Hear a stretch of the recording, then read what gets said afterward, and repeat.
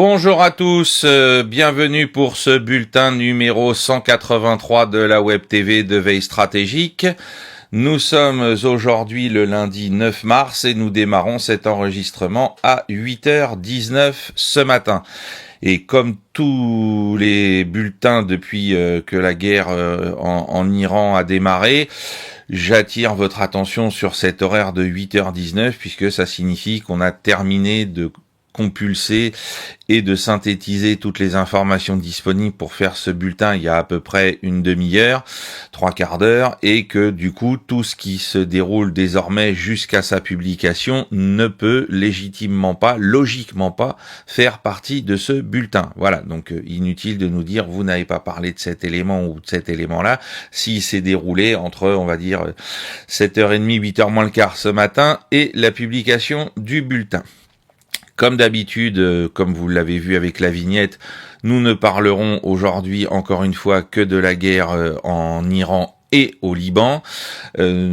Pour suivre le reste des conflits, notamment l'Ukraine, vous avez toujours accès soit à notre blog, soit à notre Patreon pour avoir des informations complémentaires qu'on repartage ensuite sur Facebook et sur la chaîne Telegram ou sur mon compte X.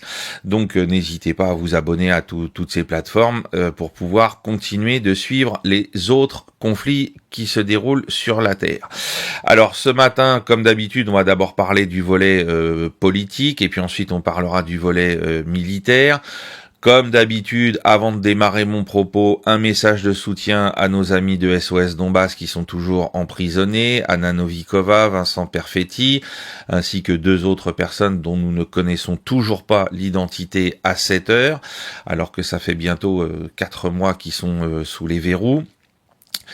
Un soutien à mon ami et camarade Xavier Moreau, un soutien à Jacques Beau et à Nathalie Yamb, ainsi qu'à tous ceux qui malheureusement sont frappés par des oukases de l'Union européenne ou des sanctions de l'Union européenne pour les propos qu'ils peuvent tenir et pour lesquels on essaye de les empêcher de mener eh bien tout simplement un débat de qualité dans un espace qui se veut démocratique. Je rappelle que tout ça participe à la dégradation et au glissement de notre continent, ouest européen vers ce que moi j'appelle un Estado Novo 2.0, c'est-à-dire un État de type Salazar au Portugal dans les années 30 aux années 70. Voilà. Alors pour démarrer donc sur l'Iran, la grande nouvelle qui a été confirmée hier en fin de journée vers 22h30, c'est la nomination donc d'un nouveau guide suprême et c'est Mojtaba Khamenei, le fils d'Ali Khamenei, qui a été choisi par ses pairs. Semble-t-il, alors les informations qu'on a, vous vous en doutez bien, sur le détail de cette nomination, il faut encore attendre quelques heures, quelques jours pour qu'on voit les choses se dessiner un petit peu plus clairement. Ce qu'on entend, c'est qu'il a été nommé, semble-t-il, en recueillant 90% des suffrages, vous savez, de ce conseil qui est là pour justement choisir le nouveau guide. Je rappelle qu'à la tête de ce conseil, on avait un triumvirat qui était composé du président Pezeshkian, d'un ayatollah qui s'appelait Arafi, dont on a parlé parce qu'on pensait que par rapport à sa présence à la tête de ce triumvirat, ça pouvait être lui qui finirait par être choisi, et puis d'un autre personnage qui lui vient de la sphère judiciaire et juridique, et puis voilà, c'est finalement donc le fils de Ali Khamenei qui est nommé donc vraisemblablement une semaine, puisque l'élection aurait été validée dès samedi, et donc il a fallu attendre toute la journée d'hier pour qu'elle nous soit confirmée, une semaine après la mort de son père, donc dans des frappes israélo-américaines. Eh bien, il prend la tête de l'État en tant que guide suprême. Alors, ça signifie qu'il est le 3e guide suprême, puisque je vous rappelle, le premier, c'était l'ayatollah Khomeini, qui a donc été arrivé en Iran de 79 et qui a vécu jusqu'en 1989. Il est mort au printemps 1989 de mémoire. Vous me donnerez la date exacte. Je me souviens que c'était au printemps parce que le bac approchait et on sentait, parce qu'on ne connaissait pas encore à l'époque la façon dont étaient faits les sujets, on se demandait si on n'allait pas tomber justement sur l'Iran au bac par rapport à sa disparition. Et puis donc ensuite, pendant toute la période, 79 jusqu'à la semaine dernière, vous aviez donc Ali Khamenei, et maintenant c'est son fils. Alors, on dit que c'est un personnage qui a la confiance des gardiens de la Révolution, qui est très proche des idées dites conservatrices et qui fait partie de ceux qui s'opposent depuis toujours, même s'il était dans l'ombre de son père, à toute idée de négociation avec les Occidentaux sur le problème du nucléaire iranien, considérant qu'étant donné que le pays avait atteint environ 60 et quelques % d'enrichissement de l'uranium et que le seuil pour commencer à faire des armes est à plus de 90%, il n'en voyait pas la nécessité, ce qui peut tout à fait se comprendre. Et donc voilà, aujourd'hui, on va voir comment il va diriger le pays. Alors, j'empiète tout de suite sur le domaine de ce que je vais dire sur les États-Unis et puis sur Israël. Donald Trump avait prévenu en amont que si c'était lui qui était choisi, il subirait le même sort que son père. Et hier, il y a des journalistes anglo-saxons qui ont recueilli des propos d'un officiel israélien qui disait de toute façon ne postulez pas pour ce job, comme si c'était un simple job d'être guide suprême de la révolution islamique. Enfin, il y a des fois on se demande où sont les anglo-saxons, où sont même certains Israéliens, puisque c'est un Israélien qui disait ça, en employant un terme comme celui-là, parce que celui-là, comme chef de l'armée, chef des gardiens de la révolution, c'est pas des bons jobs, puisque vous risquez assez rapidement d'être éliminé. Sous-entendu, s'il y a quelqu'un qui prend la place d'Ali Khamenei, Israël, donc comme les États-Unis, vont le traquer pour essayer de le tuer. Tout ça en contravention totale, je le rappelle, parce qu'il y a des gens qui me disent, mais vous avez pas dit que, je le redis, la guerre contre l'Iran et aujourd'hui, maintenant, depuis une semaine, quasiment une semaine contre le Liban, est une guerre d'agression illégitime, et la façon dont se déroule tout ça, en essayant d'assassiner tous les patrons de toutes les branches des forces armées, de l'État, etc., tout ça, ça n'a aucun sens militaire, mais juridiquement, tout ça n'existe pas. Il n'y a rien qui peut justifier de faire toutes ces choses-là, et là, de proférer des menaces à l'égard de tous ceux qui prendraient la succession de ceux qui sont précédemment éliminés, c'est pareil, c'est du grand n'importe quoi, c'est de la folie totale. Alors, donc on va attendre, on en reparlera je pense beaucoup plus dans le bulletin de jeudi en détail de sa personnalité, de qui le soutient, qui ne le soutient pas. On va voir s'il a la possibilité de faire des prises de parole sans mettre sa vie trop en danger, et puis quel discours donc il va tenir par rapport à la situation dont on va maintenant parler. Donc sur le plan interne en Iran, il y a eu, interne et externe, il y a eu une polémique autour des propos du président Pezeshkian hier par rapport à des frappes qui ont été menées contre des installations de pays du Golfe. Alors, ce qu'il faut comprendre, vous le savez, j'écoute depuis plus d'une semaine énormément Al Jazeera en anglais parce qu'il y a une qualité de la part de la couverture des confrères journalistes et puis des intervenants experts qui viennent de tout horizon, qui tiennent des propos extrêmement divers, extrêmement variés. C'est pas LCI où vous avez tout le monde déjà qui se marre par rapport à la guerre et la tragédie qu'elle représente, mais vous avez des gens très sérieux, et hier soir il y avait un débat avec John Brennan, l'ancien patron de la CIA, excusez du peu, vous aviez aussi donc des professeurs, et vous en aviez un qui est aux États-Unis, qui fait partie de la diaspora iranienne en exil, qui expliquait que voilà, il y avait une volonté de la part de Pezeshkian et de l'Iran à l'égard des pays du Golfe d'éviter de poursuivre l'escalade, sauf à continuer de taper sur les infrastructures américaines qui sont dans ces pays-là et qui servent à aller attaquer l'Iran, et puis du coup, on a vu Donald Trump faire un peu n'importe quoi sur les réseaux sociaux, ça a tendu la situation et ça a débouché de nouveau sur des frappes, et notamment sur une usine de désalinisation de l'eau en Iran. qui a donc répliqué en faisant la même chose contre les pays du Golfe. Et donc là, les pays du Golfe, ils sont beaucoup plus en danger que l'Iran. Alors l'Iran a besoin d'usines de désalinisation de l'eau, mais les pays du Golfe, ils en ont un besoin incontournable. Hein. Donc si on rentre dans ça, et on voit que c'est parce que Donald Trump est rentré dans le débat pour en fait éviter finalement, parce que lui ça l'arrange, si c'est la guerre entre les pays du Golfe et l'Iran plutôt que l'apaisement, alors que là il y avait un autre professeur Koweïti, celui-là, qui disait, nous, on veut à tout prix faire de telle sorte à ce qu'il y ait des escalades entre nos États, qui ont toujours entretenu des rapports assez cordiaux avec l'Iran, et on n'a certainement pas envie que ça s'envenime. Voilà.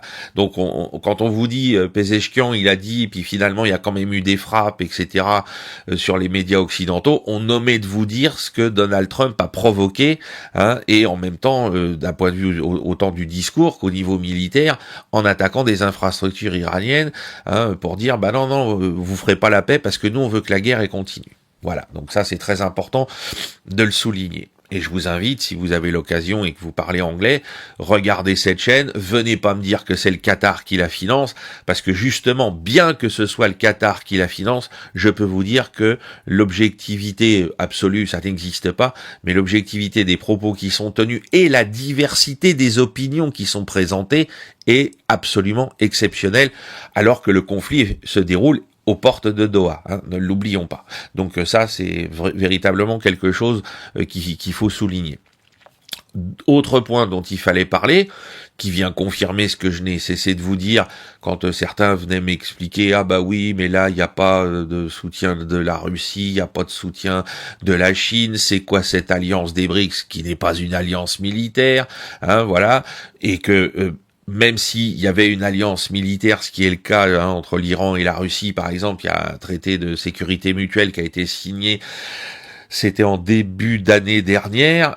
S'il y a un des deux qui est en guerre, mais qui dit à l'autre, je te remercie, j'ai pas besoin de ton intervention militaire, eh bien, il n'y a pas d'automaticité, comme avec l'article 5 de l'OTAN, je le rappelle aussi. Donc l'Iran a décidé, et il faut le souligner, et il faut, je dirais quelque part, le saluer, de se défendre pour le moment, j'insiste aussi sur cette notion de pour le moment, seul, souverainement, avec ses moyens. Voilà, et ça impose le respect vu ce que l'Iran encaisse comme coup depuis 1 semaine et 2 jours. Voilà, faut pas oublier aussi cette partie-là dans l'analyse.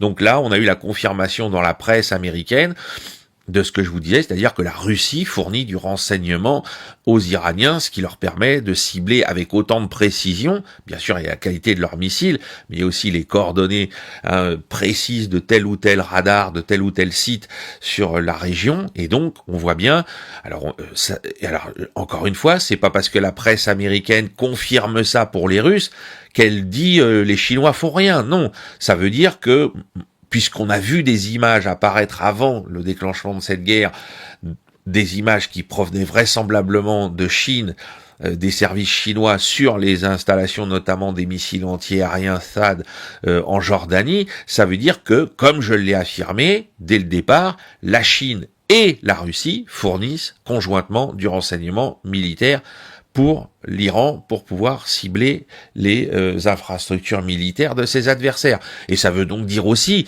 qu'elle offre des renseignements au sujet d'Israël. Faut le lire entre les lignes. C'est pas encore confirmé par la presse, mais ça veut dire que il faut aussi le comprendre dans ce sens-là. Voilà.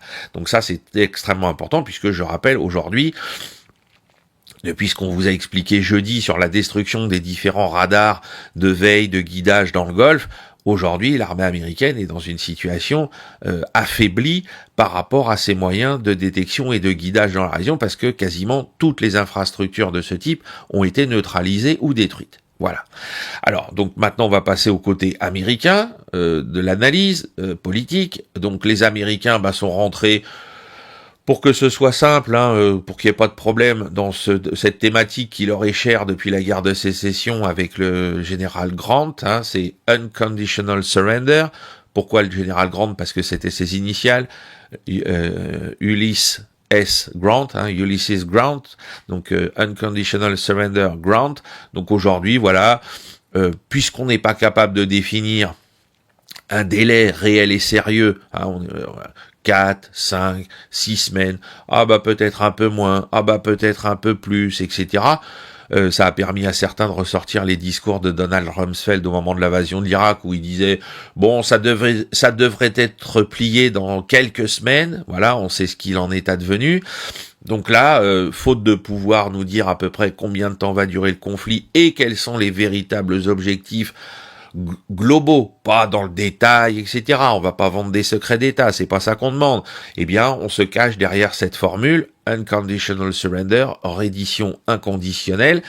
J'ai vu hier que le ministre des Affaires étrangères iranien rappelait que ça avait déjà été, je l'avais oublié, les propos au moment de la guerre des 12 jours, et puis que finalement, à la fin, Israël avait dit ce sera unconditional ceasefire, un cessez-le-feu inconditionnel.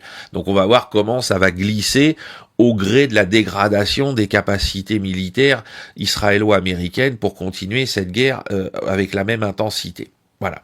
Alors pour pallier le problème justement de cette guerre de haute intensité, les Américains annoncent qu'ils vont bientôt, ils l'ont peut-être déjà fait cette nuit, j'ai pas encore vu de résultats là-dessus, mais ils vont engager massivement des B-52, en plus des B-1 et des B-2.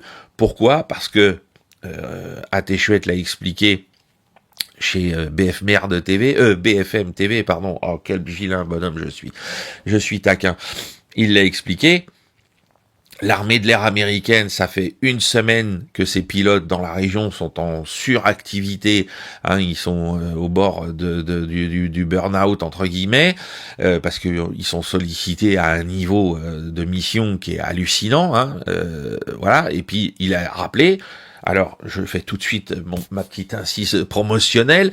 Il a rappelé ce que j'explique dans ce livre, c'est-à-dire qu'il y a un déficit de pilotes dans l'US Air Force depuis des années, qu'on n'arrive pas à recruter. Ça faisait même encore l'objet hier au sein de la commission de défense du Congrès, dans les auditions des patrons des différentes branches de l'armée américaine, de questions sur où en sommes-nous du recrutement. Donc, moi, je l'explique dans ce livre, qui est paru, je le rappelle, à l'automne dernier. Eh bien, l'armée de l'air américaine, il lui manque des pilotes. Pourquoi ? Parce que les salaires ne sont pas alignés sur ce que proposent les grandes compagnies aériennes civiles et que les types qui finissent avec un brevet de pilote, ils disent, moi je préfère aller piloter je ne sais quel appareil de ligne sophistiqué, plutôt que de faire du Top Gun, parce que Top Gun, finalement, malgré le fait que là je risque potentiellement d'être engagé à la guerre, eh bien je suis moins bien payé que par les grandes compagnies aériennes américaines, ou ailleurs d'ailleurs, puisqu'ils se vendent également dans les grandes compagnies du Golfe ou d'Asie du Sud-Est. Donc voilà, encore une fois, la clé de compréhension, une des grandes clés de compréhension de ce conflit et de ses limites, c'est mon ouvrage « La fin de la domination américaine ». Donc n'hésitez pas à vous le procurer. Donc on va avoir, faute de renouvellement potentiel des pilotes pour permettre à ceux qui ont été engagés au cours de la première semaine de se reposer et de poursuivre des missions avec des chasseurs multirôles, eh bien, on va le faire avec des B-52, qui est l'avion le plus ancien encore en service de l'US Air Force, puisque ça date de la guerre du Vietnam. Alors même s'il fait plus du carpet bombing comme au-dessus du Vietnam, parce qu'il est équipé de bombes guidées, de missiles, qui peut bien sûr emporter, parce que cet appareil au départ, c'était l'appareil qui portait la dissuasion nucléaire aérienne américaine. Son objectif, c'était d'aller balancer une bombe nucléaire sur l'Union soviétique. Alors au Vietnam, on s'est dit tiens, ça peut nous permettre de balancer des dizaines de bombes d'un coup, un peu à l'aveugle comme ça sur une zone globale, au point de faire baisser le niveau de certaines collines au Vietnam, qui perdaient quelques mètres après un bombardement de B-52. Je vous parle pas pour les habitants ce qui se passait en dessous de ce type de bombardement, notamment au-dessus du Nord-Vietnam, Haiphong, Hanoï, etc., ou de la piste Ho Chi Minh. Mais voilà, on va passer à cet emploi-là, à l'emploi de ce type d'appareil pour soulager les pilotes, pour leur permettre de se reposer, parce que on est au bout des limites de l'US Air Force après une semaine de conflit. Une semaine de conflit. Les pilotes américains ne sont pas assez nombreux pour assurer la continuité du même type de mission au bout d'une semaine. Voilà ce qu'il faut entendre derrière tout ça. Et Ateshwet là dit face caméra, hein, donc voilà, vous pouvez retrouver la vidéo sur BFM sur YouTube. Hein, vous verrez, je n'invente absolument rien. Hein, et il insiste bien sur le fait que, alors on peut considérer aussi qu'ils utilisent ça parce que soi-disant le ciel iranien est plus ouvert qu'il ne l'était il y a une semaine. On reviendra sur cette notion de ciel ouvert quand on abordera la partie militaire. Et puis enfin, il faut se rendre pour le moment à l'évidence, c'est que par rapport à tout ce qu'on a entendu en milieu de semaine derrière, venant des États-Unis notamment, coup de téléphone de Donald Trump, articles dans Axios, etc., intervention sur CNN, les Kurdes iraniens, pour le moment, semblerait pas très chaud pour aller au Caspi pour le compte de l'oncle Sam sur le territoire iranien. Hein, c'est ce qu'on peut pour le moment voir, c'est-à-dire qu'il y a plutôt une tendance à dire non, on va pas se mêler de ça, etc. Pour une fois, ils semblent faire à la fois preuve de prudence et de pragmatisme par rapport à leur héritage historique avec les États-Unis et Israël, c'est de dire bon là cette fois-ci, merci, mais non merci. Et enfin, donc, on va parler d'Israël. Alors, Israël, donc, comme je l'ai annoncé, quand je parlais de la nomination de Mojtaba Khamenei, eh bien, on va avoir cette idée qu'il faut le traquer, qu'il faut le tuer comme son père. Hein. Donc ça c'est malheureusement un intangible de la politique pour le moment israélienne. On voit que les frappes sur le Liban, Sud-Liban, Beyrouth, se poursuivent avec une intensité démesurée, que des combats ont eu lieu dans le sud du pays avec bien sûr le Hezbollah, et qu'hier ça a provoqué la mort de 2 soldats israéliens et de plusieurs blessés. Et que ça signifie que le Hezbollah va défendre chèrement, comme il l'a toujours fait, ses positions dans le sud du pays, et que c'est pas les menaces israéliennes et les violations de cessez-le-feu par Israël qui changeront quelque chose, ainsi que l'invasion de la partie sud du pays par rapport au fleuve Litani. Voilà, le combat va continuer. Et malheureusement, les bombardements israéliens vont se poursuivre, et on a même vu, au milieu de ces bombardements, les positions des troupes de l'ONU et de la FINUL être attaquées par Israël. Vous en avez entendu parler à la télé, ça a provoqué un scandale médiatique majeur, alors qu'il y a eu des blessés graves, je crois, c'est des soldats du contingent indonésien qui ont été touchés. Vous me corrigez si je me trompe sur la nationalité. Mais voilà, est-ce qu'il y a quelque chose ? Rien. Il y aurait eu la même chose dans l'autre sens, si le Hezbollah avait touché des soldats de la force d'interposition de l'ONU, ça faisait les gros titres et ça justifiait peut-être même qu'on entre en guerre contre le Hezbollah à côté d'Israël. Hein. Vous voyez dans quel truc tordu on vient de rentrer là dans cette affaire. Hein. Déjà que ce qui se passait avec Gaza et la Cisjordanie était tordu, mais là ça devient complètement infernal.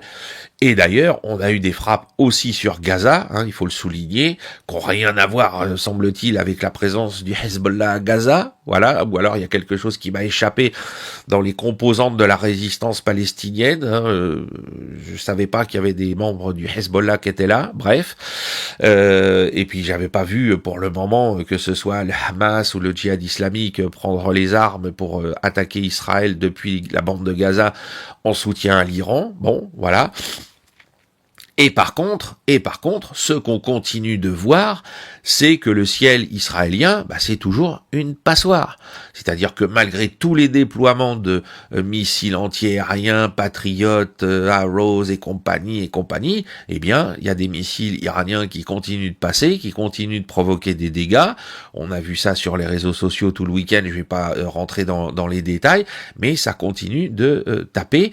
Et semble-t-il, Israël a de moins en moins de moyens, puisque là on a vu des missiles qui semblaient ne pas avoir en phase 2 de missiles antimissiles et d'intercepteurs potentiels. Voilà, donc la situation risque de se dégrader de jour en jour, parce que, on va en parler après les annonces, on est rentré dans une véritable guerre d'attrition. Voilà donc ce qu'on peut dire sur le plan globalement politique. On peut aussi rappeler que sur le plan économique, tout ça est en train de provoquer bien évidemment une crise énergétique et économique majeure, hein, que le coût de la guerre d'attrition, on va en parler, est exorbitant, hein, mais voilà, on est dans une situation où ce qui est le plus inquiétant, c'est que les agresseurs semblent ne pas avoir, bon ça on l'a dit, de but stratégique défini, qu'on peut donner au public, hein, même une idée globale, hein, et puis de l'autre côté, on a aussi l'impression qu'ils n'ont pas exactement les mêmes objectifs stratégiques les uns et les autres. On l'avait déjà un peu évoqué la semaine dernière. Alors avant de parler des opérations militaires un peu plus en détail, quelques annonces comme d'habitude. Donc merci de nous avoir encore une fois fait un beau partage et une belle audience sur la dernière vidéo. Vous n'hésitez pas à partager aussi donc toutes nos autres publications. Vous pouvez nous soutenir en ralliant notre Patreon pour avoir du coup accès à du contenu supplémentaire et à continuer de suivre les autres conflits, les autres problématiques de l'industrie d'armement dans le monde, etc. Vous pouvez nous faire des dons sur PayPal, hein, et je remercie tous ceux qui l'ont fait la semaine dernière après les deux bulletins. Et vous pouvez, au cours de cette vidéo, utiliser le système des Super Thanks pour nous donner, faire un petit don symbolique de 2, 5, 10 euros. Je le rappelle, certains sont montés jusqu'à 50 euros. J'en ai vu qu'avait fait aussi des dons d'une vingtaine d'euros. Donc, bien sûr, un très grand merci à vous tous. Et puis, pour ceux qui découvrent, n'hésitez pas à passer par ce système.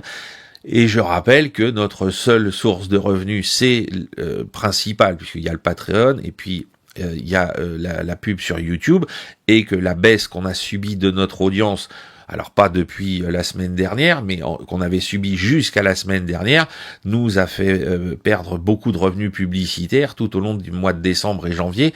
Donc c'est pour ça qu'on sollicite votre soutien. Et puis enfin, donc toujours un petit retour, hein, moi comme disent certains de mes amis proches, merci Donald Trump, merci Israël de me faire autant de publicité. Je blague, hein, je me serais bien passé de cette publicité-là, puisqu'elle est en train de coûter la vie à des milliers de personnes innocentes, des femmes et des enfants notamment. Donc voilà, le livre « La fin de la domination américaine », point d'interrogation, où je reviens sur toutes les problématiques.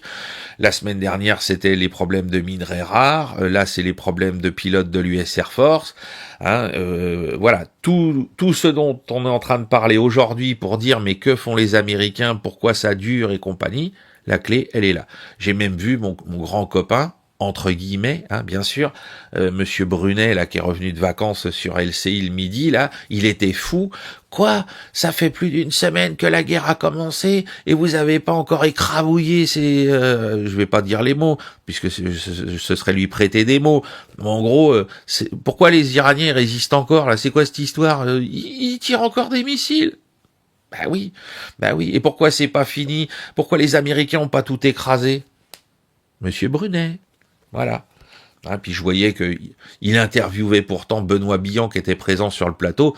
Benoît Billan, les problèmes de minerais rares, la surtension du système de fabrication de la majorité des matériels américains à cause de l'embargo chinois, il connaît pas. Hein. Voilà. Bon. On peut pas passer sur BFM et puis continuer sur LCI pardon et continuer d'étudier sérieusement les dossiers en cours. Alors maintenant donc on va passer à la carte des opérations. Alors vous l'avez vu, alors là je vous mets la carte globale, alors c'est la carte à jour, source BBC, alors plus anti-iranien vous pouvez pas trouver que les Britanniques, hein, même les Israéliens et les comment que ça s'appelle les Américains sont pas au même niveau, donc aujourd'hui, encore une fois, vous voyez cette ligne pointillée qui coupe le pays en deux et vous voyez que toutes les frappes qui ont eu lieu jusqu'à hier 15h, hein, heure française, eh bien, alors ça doit faire donc du coup 17h si je calcule bien, heure de Téhéran, elles sont toutes concentrées sur la partie occidentale du pays et notamment sur Téhéran. On a vu ces images terribles, hein, il y a eu des frappes sur les réservoirs de pétrole qui se trouvent dans la banlieue de de Téhéran à Shahran, où ça a provoqué un incendie très spectaculaire, hein, ça a brûlé toute la nuit, ça a provoqué probablement d'énormes problèmes, comme moi je souffre de mes allergies avec les particules que nous renvoient nos chers amis allemands avec leurs usines à charbon. Là, vous avez des choses, il y a des gens qui ont parlé de pluie acide, hein, parce qu'il y a eu un tel feu de carburant, en plus probablement pas raffiné, ou pas complètement raffiné, donc voilà, c'est absolument inimaginable. Alors il y a des gens qui disent que c'est des réservoirs de carburant qui doivent servir à l'armée, donc c'est des cibles légitimes, et c'est vrai. Voilà, alors légitime dans une guerre normale. Bon là, vu qu'on est dans une guerre d'agression complètement illégale, rien de tout ça n'est légitime, mais c'est des cibles qui d'habitude, dans une guerre, on va dire, classique, font partie des cibles que vous pouvez frapper, puisque bien évidemment, le plus grand consommateur de carburant pendant une guerre, c'est l'armée, hein, c'est les forces armées d'un pays. Voilà. Donc on voit bien, encore une fois, que comme on le suppose depuis la semaine dernière, les appareils qui attaquent israéliens, américains, qui attaquent l'Iran ne pénètrent probablement même pas au-dessus de l'espace aérien iranien, ce qui explique pourquoi il y a peu de pertes, et se contentent de tirer leurs missiles, notamment alors depuis l'espace aérien au-dessus du golfe Persique, probablement de l'espace aérien international, même s'il n'est pas très large à cet endroit-là, du ciel irakien, du ciel turc, du ciel de l'Azerbaïdjan, mais ne se risque pas à aller loin dans la profondeur du territoire iranien. Et donc, vous avez toute cette partie, vous voyez, il n'y a qu'un seul point qui a été frappé hier, qui se trouve à l'est de cette ligne, mais toute la partie est du pays. Alors c'est sûr, il y a moins de bases militaires que dans la partie occidentale, mais il y en a quand même, et elle est intacte. C'est-à-dire que par rapport, si vous prenez toutes les frappes qui ont eu lieu depuis le premier jour, depuis le 28 février jusqu'à hier, le nombre de frappes sur cette partie orientale de l'Iran, il est dérisoire. Ça doit même pas représenter 1% des frappes menées par les Israélo-Américains. Je ne sais pas si vous vous rendez compte. Donc ça veut dire que toutes les infrastructures, ou presque, de l'armée iranienne, enfin des forces armées iraniennes qui se trouvent dans cette partie-là, elles sont intactes.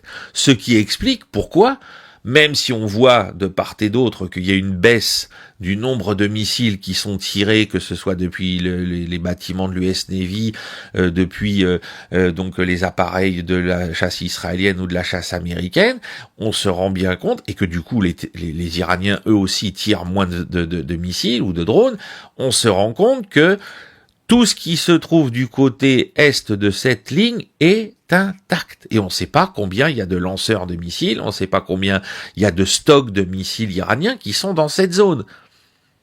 Alors que de l'autre côté, on sait très bien quels sont les problèmes que rencontrent aujourd'hui les forces armées américaines et israéliennes par rapport à la logistique de leurs missiles. Alors il y a en plus la logistique au sens les munitions classiques, le boire et manger, etc. Parce que toutes les bases dans le Golfe sont devenues entre guillemets non sécurisées avec toutes les frappes, les destructions. Donc il faut acheminer la logistique depuis l'océan Indien ou depuis la Méditerranée, en prenant le risque en plus là de passer par au large du Yémen, avec ce que les gens d'Ansar Allah pourraient se mettre à faire du jour au lendemain pour soutenir l'Iran. Donc on est plutôt sur une main supply route qui passe par l'océan Indien, donc qui allonge les délais pour l'US Navy comme pour l'US Air Force. Donc à la fin, on est dans des difficultés majeures face à une inconnue et une incertitude sur ce qui reste des arsenaux iraniens aujourd'hui. Et en plus de ça, cette extension des lignes logistiques américaines, elle est maintenant, on a la certitude maintenant que les Américains vont déplacer des systèmes antiaériens depuis l'Asie, depuis la Corée du Sud et le Japon en direction de ce théâtre d'opération, parce qu'il n'y a pas assez de missiles immédiatement disponibles. Et puis enfin, on a vu qu'il y avait sur la table une rallonge budgétaire pour accélérer la production de nouveaux missiles. Donc Donald Trump a beau fanfaronner comme à son habitude en disant on a tout ce qu'il faut, les stocks sont ras la gueule, c'est faux. C'est factuellement faux. Et si on fait intervenir, c'est ce que je disais au début, des B1, des B2, des B52 en masse, c'est pas simplement par rapport aux problèmes réels et sérieux des pilotes qu'il faut reposer pour ceux de l'aéronaval notamment, des pilotes de F-18 ou de F-15 ou ce genre de choses qui eux opèrent depuis la Terre, c'est parce que on n'a plus assez de munitions pour ces appareils-là, et donc on va utiliser les stocks de munitions des B1, des B52, etc. Alors on nous dit c'est aussi parce que on peut aller plus loin dans la profondeur du ciel iranien. Alors moi, c'est pas que je suis impatient de voir des frappes sur l'est de l'Iran, vous vous en doutez bien. Parce que ça veut dire encore des milliers de morts innocents dans toute cette histoire, mais je me demande si ces frappes vont aller vers l'Est. Parce que je suis pas certain que là, il n'y ait pas des systèmes de DCA qui soient encore actifs, notamment des S-400 russes, et puis que toutes les installations qui sont là sont dans une zone qui est quand même relativement montagneuse, et qu'elles sont extrêmement bien protégées, ne serait-ce que par la roche des montagnes, et pas seulement, bien évidemment. Mais donc voilà, on est dans cette problématique-là. Et pourquoi il y a ces problèmes de stock?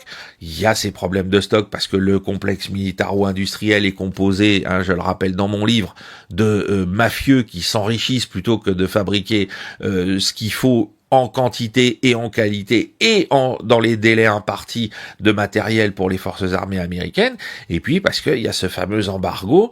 Alors je précise pour les esprits chagrins sur les minerais rares raffinés, parce que j'ai pas assez insisté, semble-t-il, auprès de certains. Oui, les minerais rares en question sont disponibles ailleurs. J'en ai parlé sur Toxin vendredi matin. Il y a une mine et une infrastructure de raffinage, une mine aux États-Unis, une infrastructure de raffinage qui va vraisemblablement ouvrir début de l'année prochaine dans le Saskatchewan au Canada. Mais ça veut dire qu'à l'heure qu'il est, cette usine de raffinage des minerais rares, elle existe toujours pas, elle est toujours pas opérationnelle, et que l'embargo pour vous livrer donc des minerais qui sont rares et eux raffinés, les Chinois sont les seuls à maîtriser pour environ 90% de l'approvisionnement mondial ces chaînes-là. Voilà, donc l'armée américaine, jusqu'à l'année prochaine, enfin les forces armées américaines sont sans ressources pour garantir. Alors ils avaient bien sûr des stocks de ces minerais rares raffinés jusqu'à l'année dernière que l'embargo démarre, mais quand elles auront fini d'utiliser ces stocks, justement comme là on l'évoque avec cette rallonge budgétaire pour en refabriquer d'autres, elles n'auront plus rien du tout. Voilà, et je pense pas que, vu la situation, comment elle se dégrade finalement pour les armées américaines et israéliennes aujourd'hui, malgré les frappes, malgré les discours, malgré les destructions réelles qui sont opérées en Iran, parce qu'il faut pas croire que l'Iran, là vous avez vu cet incendie de raffinerie, tout va bien. Non, c'est une véritable catastrophe. On a passé le cap des 1000 morts, etc. Enfin, c'est absolument abject. Et les infrastructures payent un lourd tribut autant que les hommes. Vous avez des destructions très importantes, mais néanmoins, elles se concentrent sur une seule partie, et l'état des forces armées iraniennes reste encore, à mon avis, très important, quelles que soient les déclarations sur le fait que oui, leur marine a été détruite à 99%, c'est pas ça qui va poser un problème. Alors, il reste une inconnue, par rapport à cette destruction de la marine, et on va passer à une autre carte, c'est les déclarations, alors c'est les rumeurs qui sont soutenues par les déclarations de Keith Kellogg, qui a été un ancien envoyé de la première heure par Donald Trump en Ukraine, qui était pas trop dans la ligne de Donald Trump, d'ailleurs il faut le rappeler. Il a dit il y a une solution pour porter un coup majeur à l'Iran, c'est de s'attaquer à ses exportations de pétrole, et quoi de mieux que de s'attaquer à l'île de Karg, que vous voyez là sur la carte. Je vous ai remis l'île en perspective par rapport, vous voyez, il y a le Koweït, c'est sur la gauche de la carte, l'Irak, la grande ville de Bachora, la ville d'Abadan en Iran, et puis vous avez l'Iran sur le reste de la carte en haut et à droite. Et donc effectivement, l'île l'île de Karg, c'est le grand terminal pétrolier de l'Iran pour permettre l'exportation de son pétrole. Et donc là, l'idée, ce serait d'aller envahir cette île, de s'en saisir avec des forces spéciales et ou des Marines. Alors vous voyez, je vais vous mettre une carte un petit peu plus détaillée encore de l'île, c'est extrêmement petit. Vous noterez, vous voyez, il y a une croix chrétienne dessus, qu'il y a une église nestorienne, comme quoi les libertés religieuses en Iran sont quand même, je le rappelle, garanties. Je revoyais encore des gens de la communauté juive iranienne qui disaient nous, on est entre deux feux, mais nous, on fait toujours on sait que le régime fait toujours la distinction entre notre religion, le judaïsme, et puis le sionisme politique de l'État d'Israël, qui sont deux choses différentes et qui font que nous, ici en Iran, eh bien, on peut pratiquer notre religion. On n'est pas.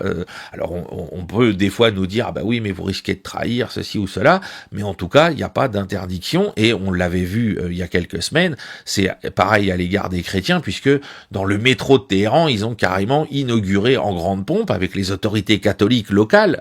Il y avait des évêques qui étaient présents, une station de métro qui est dédiée à la Sainte Vierge Marie. La très sainte mère de Dieu. Donc, on peut pas dire qu'ils soient là à empêcher les autres religions, y compris monothéistes, de pouvoir pratiquer leur culte et même d'afficher, puisque dans cette station de métro, on voit la très sainte Vierge Marie. Donc voilà, il n'y a pas de.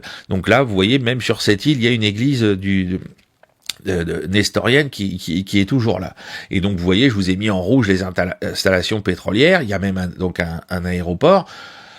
Voilà, donc on va voir ce que vont faire les Américains pour éventuellement se saisir de cette île et ainsi poser des difficultés majeures à l'Iran sur le plan de l'exportation de son pétrole. Le fait d'avoir détruit la marine iranienne, à mon avis, ne suffira pas à garantir la sécurité des forces américaines qui voudraient s'emparer comme ça d'un coup d'un seul de cette île. Je dis pas que c'est pas possible, mais je pense pas que ça pourra être une opération une balade de campagne. Ça risque d'être beaucoup plus sanglant que ça, et que les Iraniens ont tout préparé pour défendre cette île bec et ongle. Voilà, donc s'il y a s'il y a un intérêt à autant communiquer sur le fait que la marine iranienne est détruite, c'est pour probablement préparer le terrain pour dire voilà, ça nous aura permis de tenter cette opération pour s'emparer de cette île, ou mener un raid type Saint-Nazaire 42 pour détruire toutes les installations et ensuite rembarquer. Ce qui là par contre paraît beaucoup plus envisageable, mais néanmoins on se demande pourquoi, parce que si le but c'est quoi, c'est de s'en emparer pour ensuite avoir une victoire politico-économique, ou est-ce que on balance simplement des missiles dessus, on détruit tout? Mais alors le problème après, c'est que s'il y a un changement de régime en Iran, qui remettra ces installations en place dans les délais pour qu'elles permettent au nouveau régime à la botte des Américains et des Israéliens de profiter du pétrole de l'Iran?